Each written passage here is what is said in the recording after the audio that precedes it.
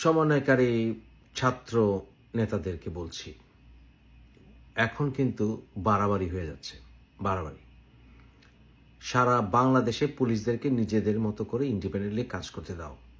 বর্তমানে একটি সরকার আছে, সেই সরকারে তোমাদের দুজন দায়িত্বপ্রাপ্ত উপদেষ্টা পেয়েছো এই বয়সেই। তোমরা আজকে দেখলাম যে আর্মিদেরকেও পর্যন্ত তোমরা ধমক দিচ্ছ। Stop it right now, enough is enough. তোমাদের কাজ ছিল কোটার বিরুদ্ধে আন্দোলন করা, করেছো, তোমাদের সমর্থন করেছি আমরা। তোমাদের উপরে গুলি চালানো হয়েছে, সারা বাংলাদেশের মানুষ তোমাদের পাশে ছিল। স্বৈরাচারী শেখ হাসিনার পতন আবশ্যক ছিল তোমাদের সেই আন্দোলন। আলটিমেটলি তোমাদের উপরে গুলি চালানোর কারণে সেটা গণজাগরণে পরিণত হয়েছে এবং আমরা সবাই মিলে শেখ হাসিনার পতন ঘটিয়েছি। এটা তোমাদের একার কৃতিত্ব নয়। আমি ঘুরিয়ে পেঁচিয়ে কথা বলতে পারি না। তোমাদের কথার টোন আমার ভালো লাগছে না, আমাদের ভালো লাগছে না। তোমরা যাকে তাকে যেভাবে খুশি আলটিমেটাম দাও, ঝাড়ি দাও। It must stop, it must stop right নাও।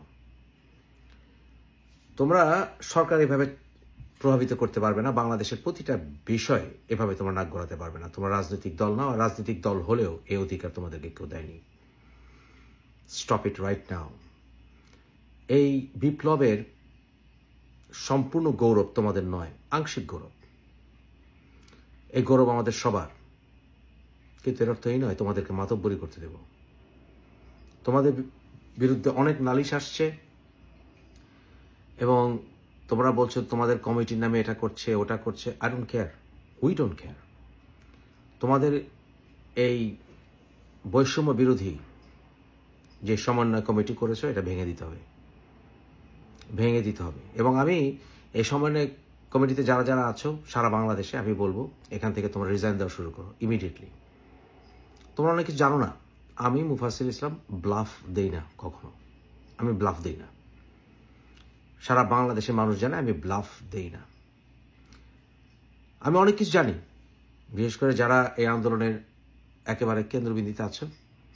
আমি তোমাদের সম্পর্কে অনেক কিছু জানি, তোমরা ভাবতেও পারবে না। বিশেষ করে সমন্বয়কারী কমিটিতে যারা আছো অনেকেই অনেকের ব্যাকগ্রাউন্ড জানো না। তোমরা সমন্বয়কারী অনেকেই বিভিন্ন ব্যাকগ্রাউন্ড থেকে এসছো, কিন্তু অনেকে আবার অনেকের ব্যাকগ্রাউন্ড জানো না। আমি জানি। এবং কারা এর পেছনে কাজ করেছে, কেন এত সিজনড পলিটিক্যাল লেকচার দেয়, ঢাকা ইউনিভার্সিটির কোন ডিপার্টমেন্টে কি ট্রেনিং হয়েছে, স্কুল লাইফ থেকে কি ট্রেনিং হয়েছে, সব আমি জানি। আমি ব্লাফ দিই না। আমি তোমাদেরকে বরঞ্চ 72 আওয়ার্স আলটিমেটাম দিচ্ছি।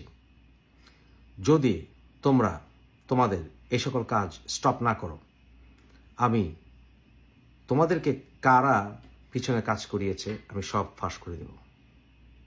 Enough is enough. আমার কাছে আমি কিন্তু ব্লাফ দিই না।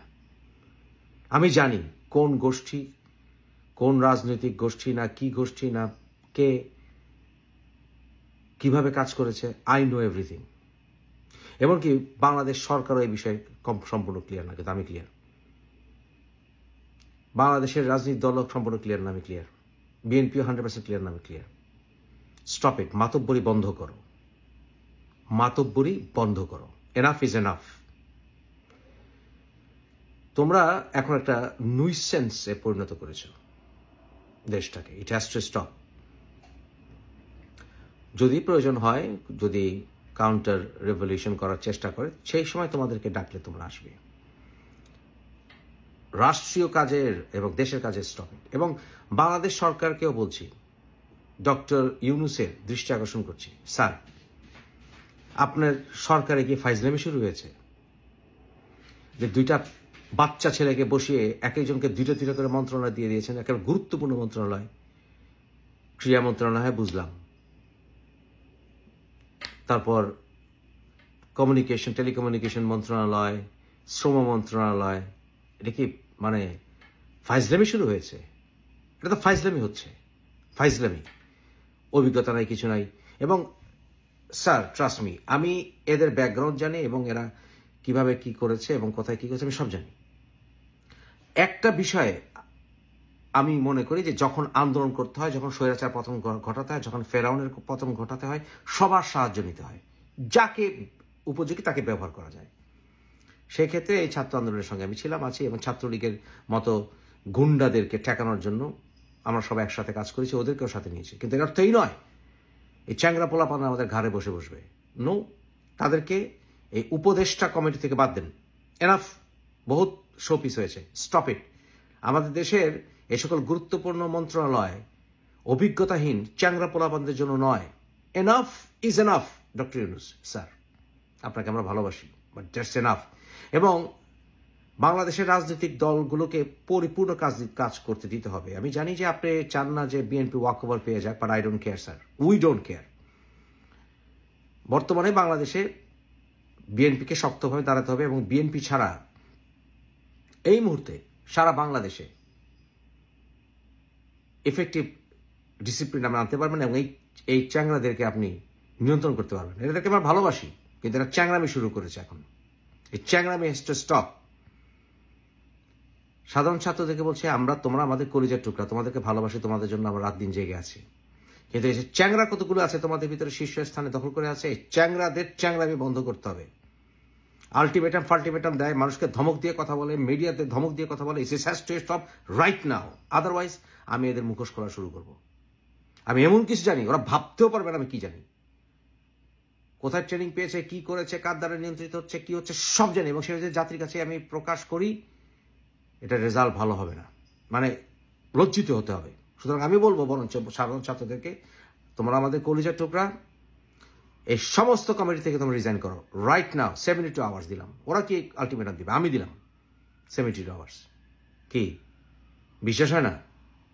দেখো 72 আওয়ার্স দিচ্ছি। এরা যদি না শুধরে, যদি এদের টোন যদি এরা চেঞ্জ না করে, জায়গায় জায়গায় ধন্যবাদ দেওয়া যদি স্টপ না করে, শুরু করব। এবং নাহিদকে বলছি, এবং তার বন্ধু, নাম আমার মনে থাকে না, আসিফ বোধহয়, যাও, এদেরকে বলছি তোমরা রিজাইন করো, resign from the government. Asif ভাই, আমি সব জানি, সব বেড়ে গেছে, স্টপ ইট রাইট নাও। আন্দোলন করেছেন, আন্দোলনের সাথে ছিলাম আমরা, এখনো আছি। তারেক রহমানকে বাংলাদেশে আসতে দিতে হবে। আমি তারেককে নিজে ব্যক্তিগতভাবে খুব একটা পছন্দ করি না, কিন্তু এই মুহূর্তে তারেক অনিবার্য বাংলাদেশের জন্য। বাংলাদেশে যদি বিএনপি কন্ট্রোল করতে পারে, করবে। আওয়ামী লীগ শেষ হয়ে গেছে, বা ভেঙে গেছে, বা ছোট হয়ে গেছে, বা জাতির সাথে বেইমানি করেছে, এর অর্থ এই নয় সমস্ত আওয়ামী লীগের খারাপ, নো। এবং at the same time BNP এখন অ্যাডভান্টেজে আছে। বিএনপি সাফার করেছে, তাদের সাথে জামাতও সাফার করেছে, তাদের সাথে চরমরাইরাও মার খেয়েছে আওয়ামী লীগের কাছে। তাদেরকে রাজনীতি করতে দিতে হবে, এবং সেই ক্ষেত্রে যদি বিএনপি সরকার, ভবিষ্যৎ সরকার ফর্ম করে, করবে স্যার, করবে। স্যারকে বলছি, ডক্টর ইউনূস স্যার, এসব চ্যাংরাদেরকে মন্ত্রণালয় কোনো ফাইজলামির জায়গা না স্যার। আপনি জানেন, আপনি আমার বাবার ক্লাসমেট, এটা বোধহয় আপনি জানতেন না, জানি কার ছেলে। আমি বলছি স্যার, ঢাকা ইউনিভার্সিটি ইকোনমিক্সে আমার আব্বা আপনার ক্লাসমেট ছিল। আমি আপনাকে বলছি স্যার, বলছি, এই সকল চ্যাংরাদেরকে মন্ত্রণালয় থেকে বের করুন। বিপ্লবের কথা বলেন, বিপ্লব তো আমরাও করেছি, এদের বন্ধুরা বলেছে, আমাদের বন্ধুরা বলেনি? 90-এর আগে এরশাদ পতনের সময় আমরা 3টি বছর সেশন জামে লস করেছি। জাতিকে আমাদের 3 বছর দিতে পারবে স্বৈরাচার পতনের জন্য?